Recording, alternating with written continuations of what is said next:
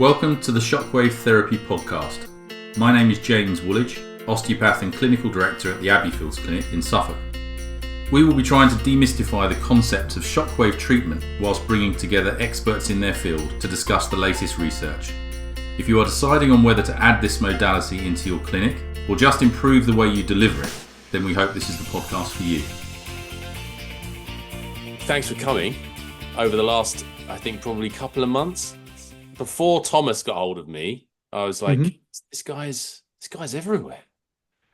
And so you had nearly like 250,000 on your YouTube channel, which I now tell patients about because I'm not just saying this because you're on my podcast, but they're like perfect little bite-sized bits that we tell patients about nitric oxide, that one that you did, the eight sort of tactics for that.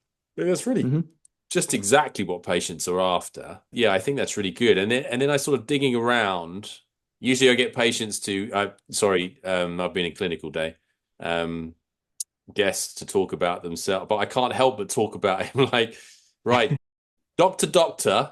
Oh yeah, now I understand. So he's got PhD Scandinavian languages, consultant urologist, surgeon, sexologist, which we don't have for those in the UK listening. We have urologists specializing in sexual medicine or andrologists, and then you have sports medicine qualifications as well.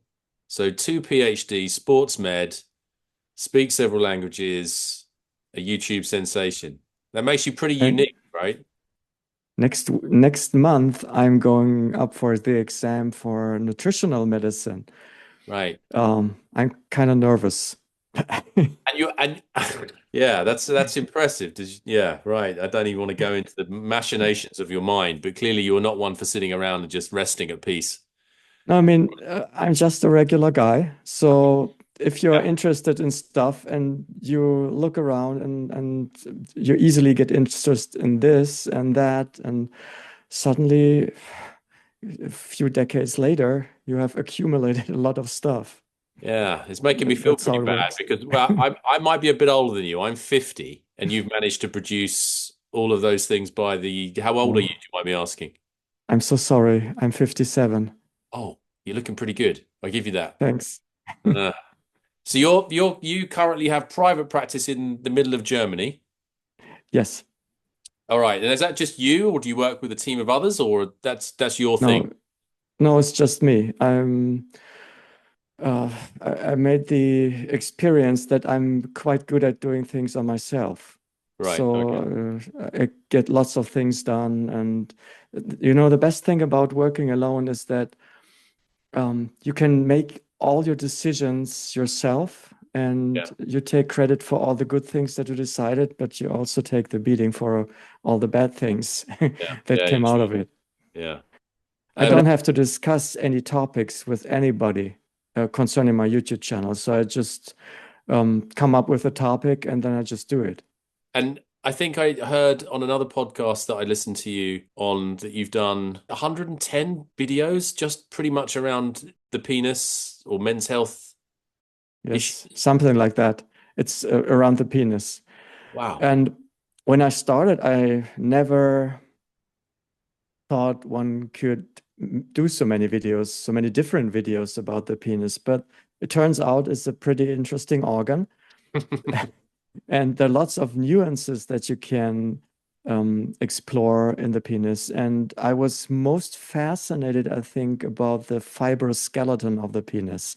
Right. Many species, they have a bone inside. Yeah.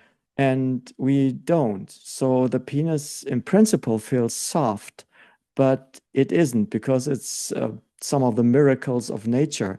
So when the penis fills with blood, it suddenly becomes rigid because of this fibrous skeleton that expands because of the pressure inside the penis. And I think this is a just fabulous structure. If you look at it with all these pillars and connected to the outer surface, it's very fascinating. It makes some of the words that are used around the penis somewhat difficult, because you still, as you will probably get, you still have patients thinking there's a bone in there, because of course there is still a diagnosis of a fractured penis. And so when people hear fractured penis, they think, well, there must be a bone in there to fracture. And you go, well, actually, no, it's a fibroskeleton that actually is the fracture in effect. Mm-hmm. It's the Yes. collagenous stuff that does it, not a bone.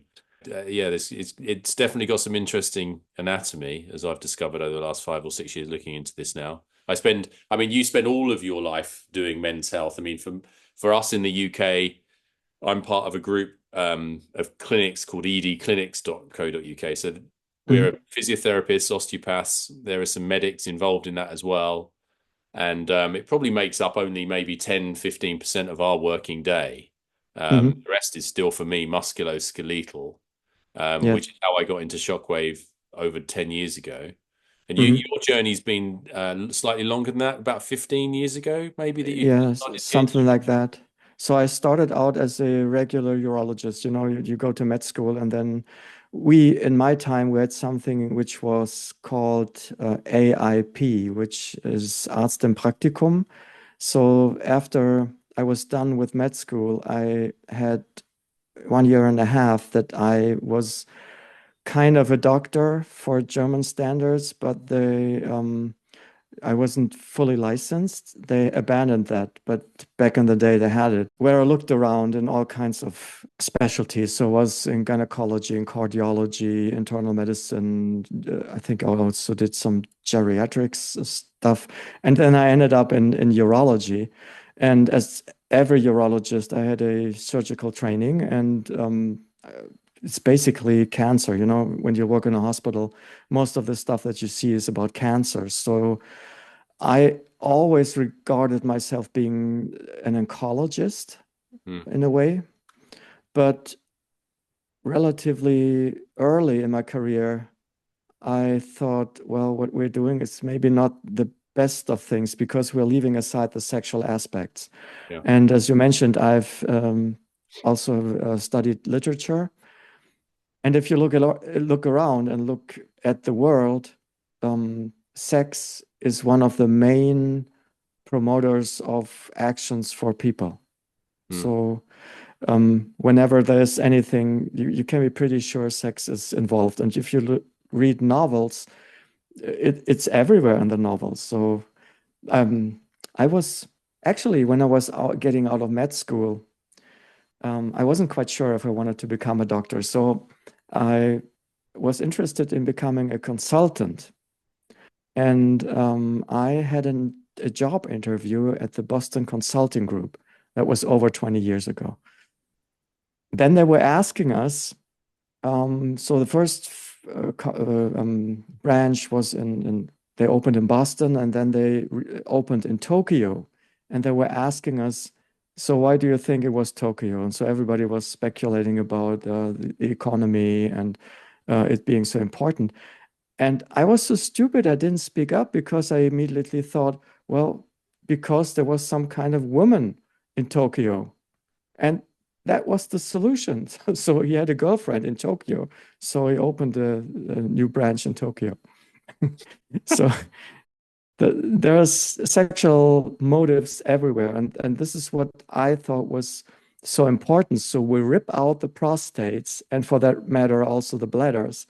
And then we say, here you go. You will live for many decades, but we don't care about your sex life, because it's your private life, and farewell. This is how we do it. And this is how we still do it today. And because of that, I got interested in sexual medicine. And I started to do all this stuff with PD5 inhibitors. But then I came to a point where I thought, well, it can't be everything. So I was interested in becoming a sexologist. And this is the psychologic part of things. So I learned sex therapy at the Charité University Hospital in Berlin. That was a course that went over a lot of years, many years, I think 2 years. And then I studied, because you had to hand in all these cases. It wasn't just going into a course. You had to make your homework and have patients, see patients, get supervised, do therapies, get supervision on the therapies. Was quite complicated. And this is how it all started. Yeah, right. I mean, that's a hell of a journey. You can't say that you lack commitment in this journey. No, no. And I mean, it goes without saying. I mean, this podcast is principally set up. It was originally set up about 5-6 years ago for for practitioners using shockwave, but actually, as I've discovered, there are a lot of people that are now, particularly in men's health, there's some very well-educated patients that go on a big journey of understanding, and they often find the podcast and then come and see me or some of my colleagues as a consequence of that. So I'm always aware of that now, that I want as much from this podcast to be for patients necessarily as I would for practitioners. And on that note, I mean, probably most of this is going to be about ED, but I like your point, which you made on the other podcast, I think, about if you had a selection of patients with men's health in for the day, you would be really enthusiastic and happy about patients with CPPS, which for most people, they would have understand that being chronic prostatitis, which I also, I sort of completely agreed with your point on that, which is it's become a little bit of a throwaway term for when you've got pain down there and you've got no evidence of infection, and then you get told you've got non-bacterial prostatitis, because they're the ones that with shockwaves are brilliant. We all agree this now in the working groups that I'm in. And then followed up with that would be a reasonable chance that shockwave will help with your ED if you're good at picking the right patients. And then my experience a long way after that is the Peyronie's aspect, which is really difficult to treat. And I think that presents to me the biggest challenge on a number of levels, because you will know this, is that they are by far and away the most emotive group, partly because you so much sympathize for them, and they're the most motivated to try and get better, because the dysfunction can be enormous, the emotional toil it takes upon them. And I think that unfortunately there's one downside about shockwave. Most of it's brilliant, but lots of people have got shockwave devices now, or what they would call shock devices, radio otherwise. And I think lots of these patients, when we've been doing it 6 or so years now, and we're starting to see more and more patients see us from having seen other clinics where they've been promised quite a lot of good outcomes with Peyronie's and spent a lot of money, and then and not being really assessed properly and told realistic expectations. I mean, that's I guess you're in the same boat with that, are you? Because you must see lots of other people that have tried to see lots of other urologists and then come to see you as a specialist. What can you give us your overview on those sort of three? I totally agree, and I think you have a big advantage over doctors, because you are a physiotherapist, and we don't learn the stuff that you learn about muscle, about how the body works. And I think this is a big disadvantage for doctors, because we don't think in these terms. There's one thing, this is kind of how I got into this. It's because of golf. I play golf. Oh, yeah. And so I get all these injuries like everybody else. And then I got interested. So how do I cure that stuff? And then I entered into the Titleist Performance Institute, which is a big company in the US, and they teach people how to assess the golf swing, and they have 3 paths that you can move down. This is medical, golf, and fitness. So I did the medical qualification, and there was a big chunk of physiotherapy and physiotherapeutic thinking about the body, how the body works in patterns. And when these patterns don't work well, because like it's a pattern of stable and mobile segments, and if you have a mobile segment that is stable because you have some problem, then you get a problem in the whole body. And so I think this is something that I think very much when I think about the pelvic floor. Right. And we haven't learned to think about this. So I think you're much better at this than I am. I think I don't know, but I mean, it's certainly one of those areas we're always thinking about. And I think I listened to one of your other podcasts where you said something interesting that got me thinking about how just treating the pelvic floor in some instances can improve erectile function. Yes. And I've definitely seen patients that I was like, that may be the reasoning behind that. The younger males in their 30s, you've seen a few post-COVID with erectile dysfunction and seemingly they're very healthy and fit. They're not really a great candidate for having a vascular erectile dysfunction. But they get, pretty good nighttime erections, morning erections. That's unchanged. But when it comes to the actual performance itself, and they would pretty much say, yes, it has become a bit of an anxiety issue. So there's no doubt that bit between the ears. But I wonder, as part of that anxiety, it's driving pelvic hypertension, if you like, in those. And then when we treat that area, that's probably the bit that's out of the sort of protocol we use, which is treating the crura as well as the penile shaft. They often say within 2 or 3 sessions, I'm much better. And I think it's partly because they're getting help and their anxiety improves. I think that's part of it. But I think that there is probably, from what you say, there is probably some releasing of tension in the pelvic floor that is then helping them move forward. This is especially when there are trigger points, and when you hit these trigger points, and you have seen it as well, I'm sure. You barely touch them with shock waves and they scream because it's so painful. You have adapted. I'm very happy if I have some of those patients, because I know they're going to be fine. If I can just put in a lot of power and they don't say anything, then I'm kind of worried, because I think maybe it's not working. But starting with your 3 diseases that we treat with shock waves, I totally agree. And I say, if you're looking for a miracle, then treat somebody with pelvic pain, especially somebody who has been to other places. But problem is, I can't help everybody. So I would say maybe 5 or 6 out of 10 if you select them carefully. But I mean, this is better than none. You're right. Yeah. And I think, this idea of, so can you just, you give a really good summary of trying, as you've discovered on your journey, trying to select patients with Peyronie's, just to clarify from a sort of urological surgical point of view, with your experience, because we try and teach this when we teach in this country, that there are some candidates that might work and there are some candidates that won't work, pretty much won't work. Can you just give your summary of trying to pick those Peyronie's patients out and what those ones that you would take on?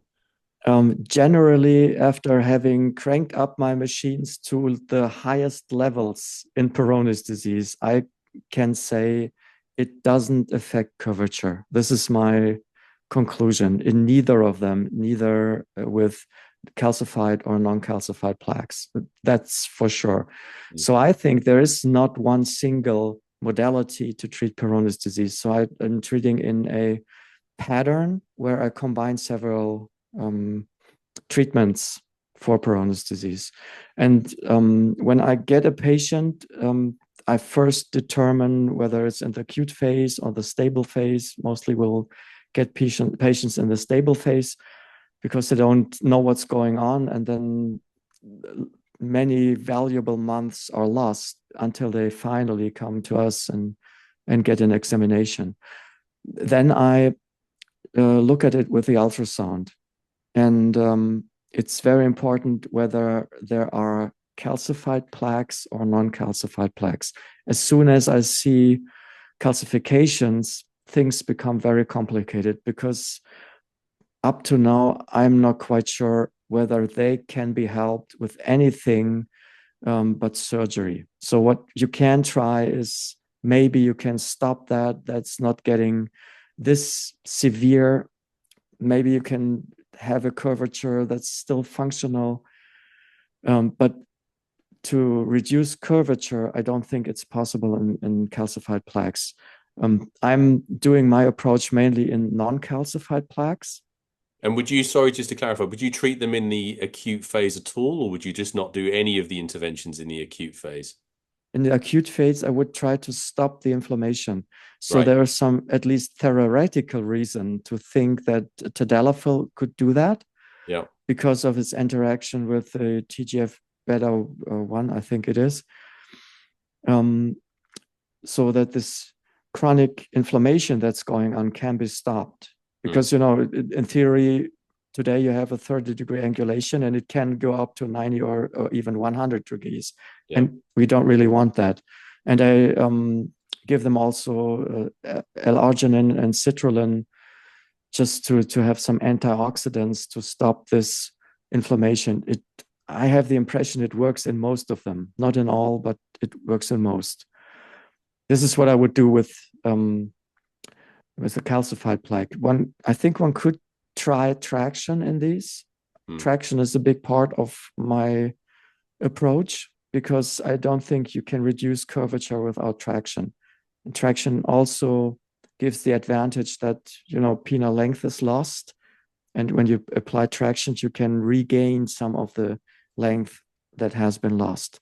And do you use what do you use a particular device? Do you use the Restorex? Yes, I think this is my favorite right now. For those who are listening, the Restorex is a traction device. That's as simple as that. It's one of many. So you almost, in a way, you probably trying to take those patients and say, look, actually, this is probably not a good idea. And then you still get those patients to say, even though it's a 1% chance, I'm still willing to go for it. No. If we talk about shockwaves, we haven't talked about shockwaves yet. Gotcha. So what's happening in these with the non-calcified plaques is that they get really soft. Have you seen this too? No, well, you palpate and you think you get a softer plaque, but patients report that they feel less of a plaque, and there is good evidence, I think, now that there is plaque reduction with shockwave. It's just that sometimes it doesn't go into curve reduction, which is the annoying thing. No, it's immediate softening of the plaque. So the non-calcified plaques, I can't really feel them anymore. So even during treatment, I get the impression, okay, now I have to really search. Where is it? It almost feels like it is gone. And this is what the patients also say. So after 3 to 4 days, it gets hard again. So I have no explanation for this. But in theory, like if I would apply traction during these days, having a flexible and soft plaque, this is my argument for doing shock waves, because I soften it up, and then I apply traction, and then I can reduce curvature. And I had effects with that. So it's possible to do that, but the chances are not very high, I have to say. And but I have some patients where it worked. Okay. And what do you generally do? So there'll be people listening to this that are practitioners that want some takeaways, as they always do from this. I mean, is your general view that every Peyronie's you see is roughly a dozen treatments, or it's not 2 treatments, right? Is there a sort of general kind of number that you tend to suggest to patients that you're going to need to see me weekly for however many? I have a tendency to say, okay, maybe between 10 to 15, depending on the patient and how far he has to travel. Yeah. And we always have to think that if we're looking at research on Peyronie's disease and on results, this is not 1 or 2 weeks apart. We're talking about 6 months, 12 months. These are the time frames that we have to look at our results. It takes forever. And stretching, it's a lifestyle almost, because you have to stretch for up to 8 hours a day, which would be an advantage of the Restorex.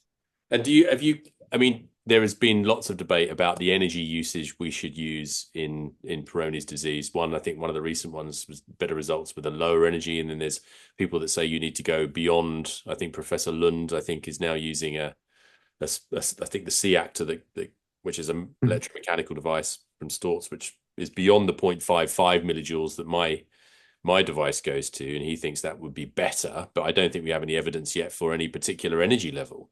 Nothing concrete. What's your instinct on Peyronie's and a normal plaque?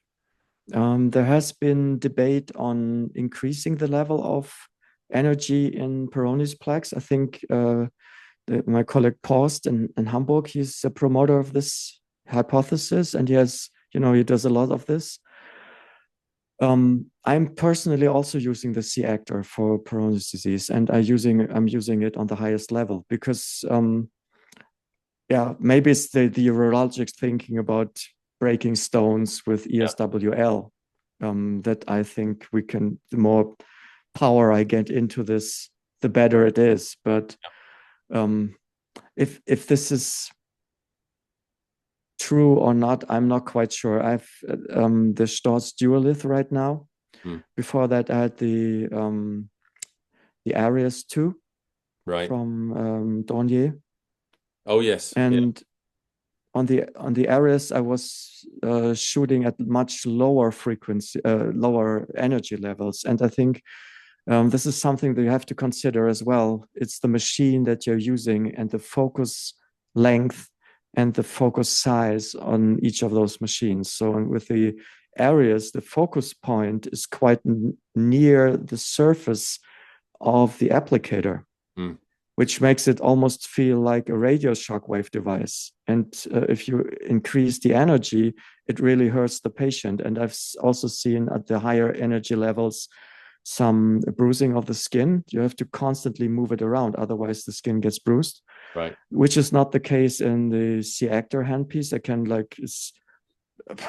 double the energy that I used at the Arius device, and still the patient doesn't feel anything. And even if you have your finger, I'm using a gauze swab on the other side, and I really had to use it with the Arius because it would really hurt my finger through the penis.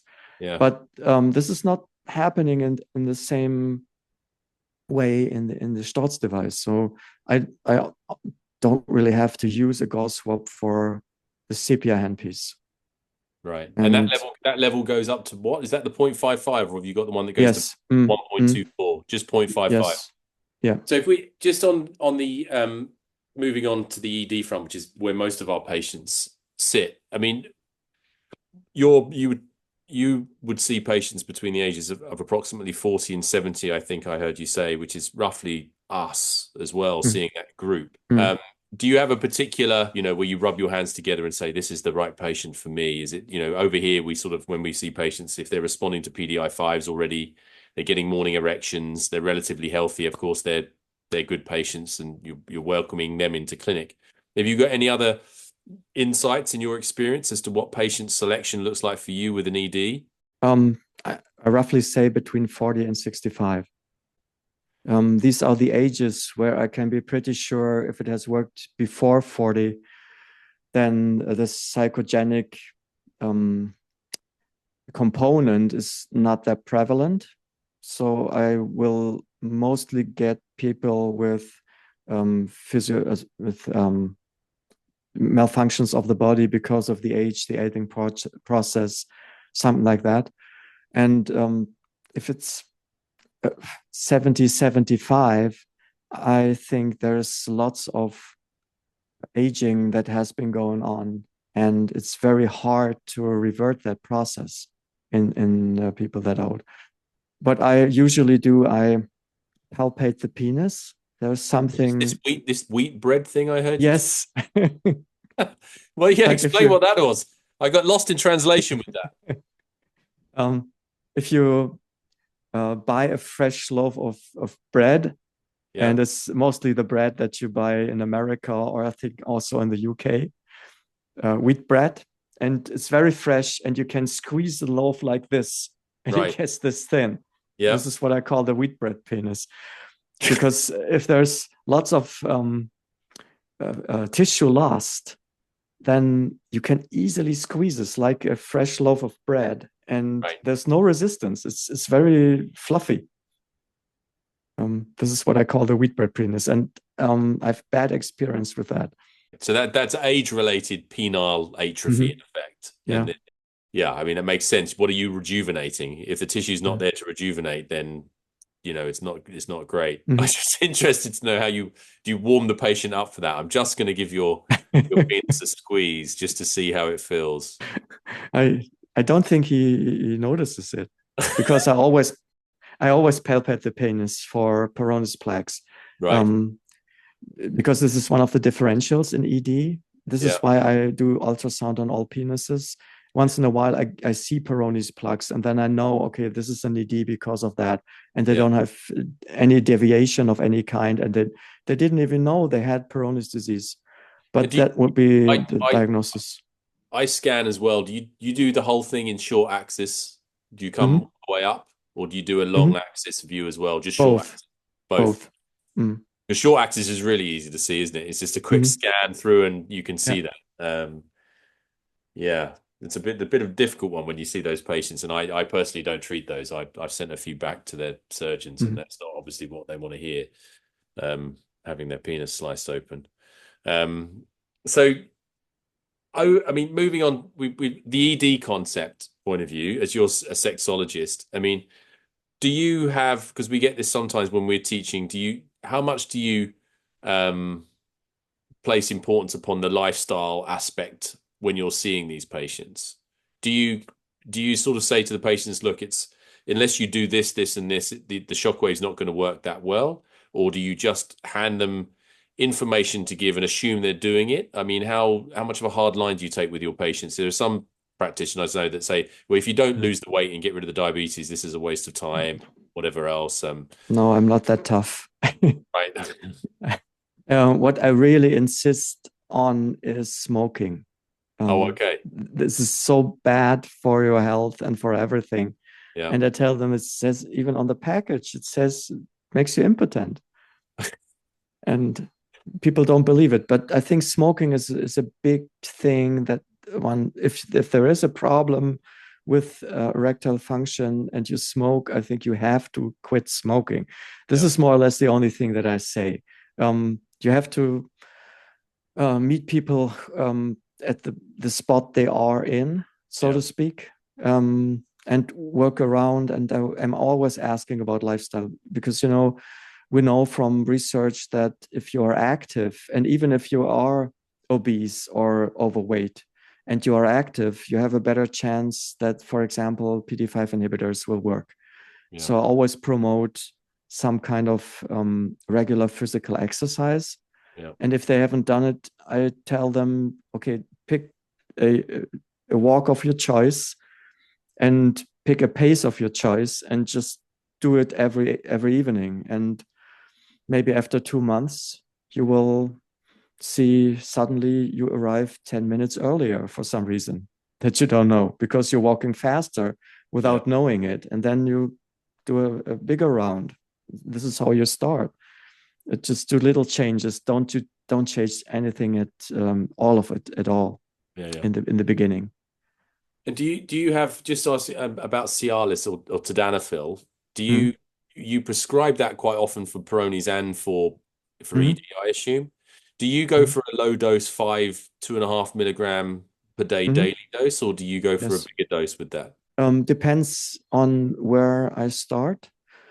If it's just for checking whether it is working, which is the start of every kind of therapy that I apply, then I go for the maximum dose, which is 20 milligrams.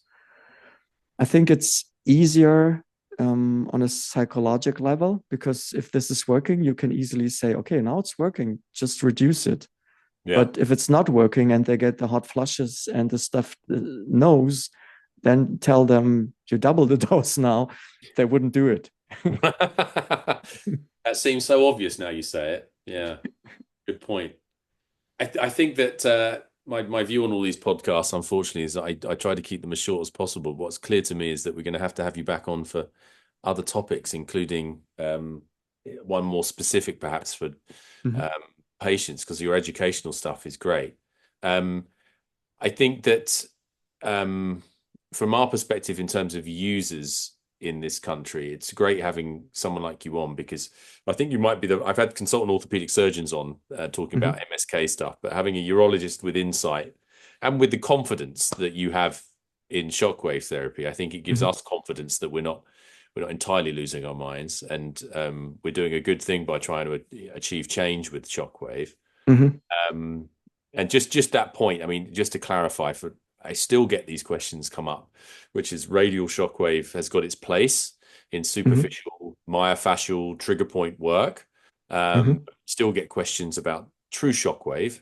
And I'm like you with this. I think there is just shockwave and there is radial pressure wave, and they're very distinctly different things. But you just use shockwaves and focus shockwaves for people that still think that, for men's health conditions, right?